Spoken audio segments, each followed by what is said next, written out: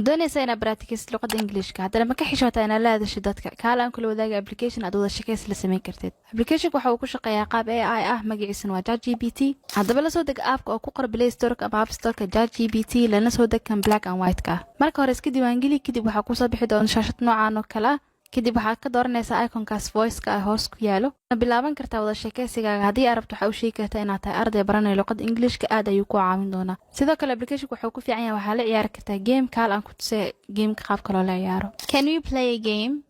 Of course. What game would you like to play? Can we play the 21 questions game? Sure, let's play 21 questions.